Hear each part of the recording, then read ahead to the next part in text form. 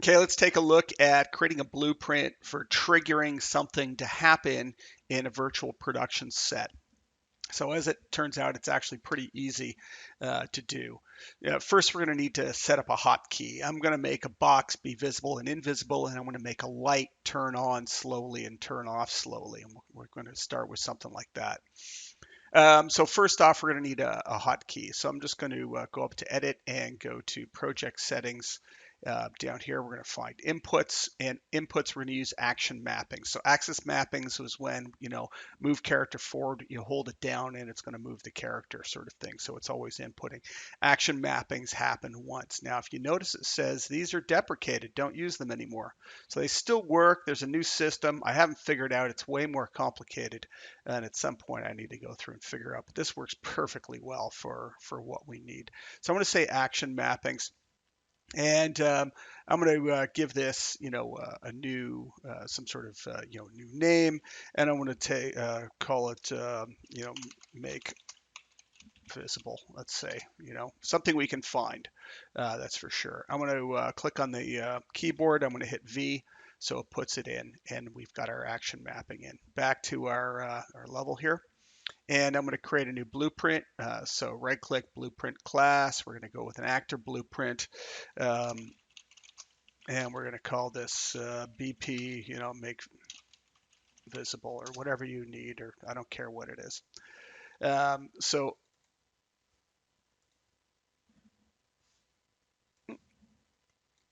I've got that now. So we're going to need something to make visible. This could be your model or whatever else you're trying to hide, unhide, and whatnot. I'm just going to use a cube in this case. You can go with a static mesh and load up whatever you need. So we're just going to use a cube, um, and I'm just going to put this in here and just sit it on the ground essentially. And I'm going to hit compile and just go and drag that into my scene so I've got it there and I can see what it does. Now back to our make visible. We're going to go over the event graph. So this is something that's going to happen during, the game is being played essentially, or a virtual production level is being played. So it's in the event graph that we need. We don't need either of these. We're going to get rid of those. We do need the event begin play. And what we need to be able to do is make our inputs enabled on event begin play. So I think it's enable input. And so essentially for this blueprint, we have to tell it to accept the inputs, okay, that we've created. And we need the player controller. Essentially that's you. So I'm just going to go, I think it's get player controller. There it is. And that's all we need here. And now we can accept inputs here. This is a little different than when we did characters. We didn't need this because I guess the character blueprint already is set up to accept inputs. In this case, we need to tell this blueprint we need it. Now we need our event. So we called it make visible, and you'll find action events because that's what we created, make visible. So this is this that we've made. Okay, so we've gone and found that. Now we need to be able to do whatever we want to do with this. So I'm going to say just drag my cube out. And you always want to drag out of things when you're trying to find something that works with this. So I'm going to drag right out of the cube, and I'm going to go, I think it's toggle visibility. And so this will automatically do a toggling for us. We don't need to do anything else. So if I plug that in, so the action, our input action is going to toggle visibility. I'm just going to say compile, and we're going to go on back, and we're going to hit play, and I now should be able to hit V, and it shows up and disappears in the game. Okay, so we can make something, do something as simple as that. Now, there's lots of things we can achieve with this, anything you can sort of think about. If we wanted an entire set to move, right now, the only thing I can think of is dumping the entire set into here, into the actual blueprint. That's my only solution at this point in time that I've come up with, but there's got to be another way. I just don't know it at this point. So let's also go and make a light. Let's make a light turn on and off. I know it's something else that was discussed. Let's go and grab maybe like, say, a rectangle light. And that'll be in the viewport now. I'm just going to go and point it down along the X. So it's a rectangle light pointing down.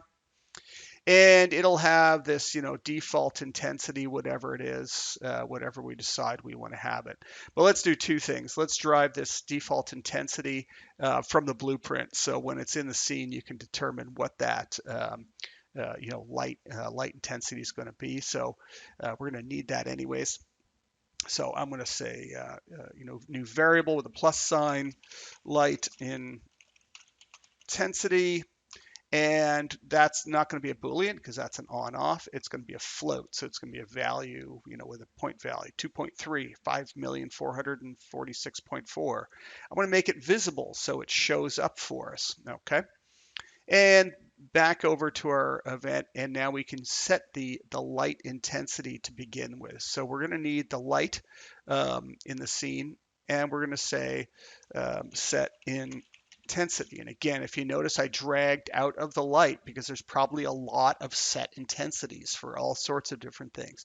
This is specifically under components light set intensity, and we're going to drive that intensity, and we're going to set it to the intensity that we set up here.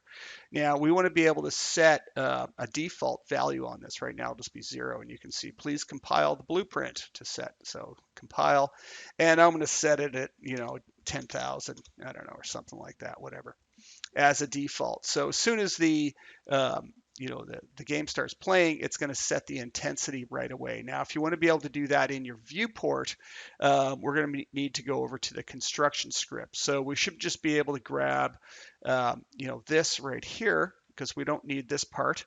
I'm going to go over to the construction script. I'm just going to paste that in, and it's now going to allow us to be able to set that intensity on creation time. So we can now go into our light and be able to determine what our light is. We could set the light color, anything, any property you can think of. Go and start looking for stuff. You can find things. So that's good so far. But now we want to be able to ramp that light up and turn it on slowly and turn it off slowly. And the easiest way with that is a timeline, add timeline node. And so I'm just going to call it set intensities in case I need to find it. And again, I tend to actually stick my initials in front of them, so I know it's really easy to find. So we can plug this in directly into our play. But what we're actually going to do is we want to be able to have it ramp up and hit the hotkey again and have it turn back off again. So I'm going to use what's called a flip-flop node. And flip-flop, essentially, the first time you play it, it'll hit A. Second time you hit it, it's gonna hit B and flip-flop back and forward. So this is going to be play from start, and this one is going to be play reverse from end. So we're going to be able to reverse the effect. Now our light's on by default in this case. So I'm going to go into here and I'm going to go and say, give me a track. And we're just going to go with a float track, a single value, so the intensity of the light, maybe over a 1.5 seconds or something. We're going to have it play. And I'm going to create two keys, beginning and end here.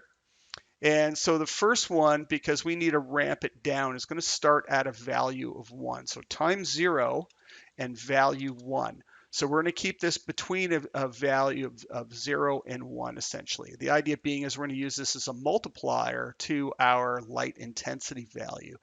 And so this one, it's going to be 1.5. It's at the end of our timeline here. And I'm just going to grab them both, and I'm going to right-click on those, and I'm going to say auto. And we can also name the track, right-click track, and I'm just going to say intensity. And now back in our event graph, there's our intensity. So we can reuse this. I'm just going to grab, copy, and paste that down. We can pull our light down. So that's going to be the target for that. And we're going to say update this. Okay. Now we need to multiply this value by our light intensity. So if you drag it out, you want to do a get or a set. We want to get the value, control, drag out. We'll do a get. And we want to be able to multiply these two together so that when this hits a value of 0, it reduces the intensity to 0. And we're going to plug that in. And we're just going to say compile now. So now it's going to come in It's going to flip-flop. First time, it's going to play from start. It's going to ramp the timeline known from a value from 1 down to 0, and it's going to multiply our intensity down to 0, and we're going to set the intensity. Hit flip-flop again, reverse from end, it's going to go from 0 back up to 1 again. So that's going to be really handy. I'm going to be able to hit play on that. So Alt-P will get us our play, and now I can hit V, and you'll see the light ramps off, light ramps back on again. So, pretty easy to be able to turn lights on and off, have them warm up or whatever. We could even have them flicker on a hotkey. So you hit a hotkey and maybe the timeline node just sort of flickers back and forward a little bit. Maybe it never quite reaches 0, but flickers up and down. The light flickers or something. We could have a door swing open. Whatever you need essentially is going to be able to be driven by hotkeys. So you can then make blueprints for any given hotkey that you're going to need to be able to drive and get it to do things.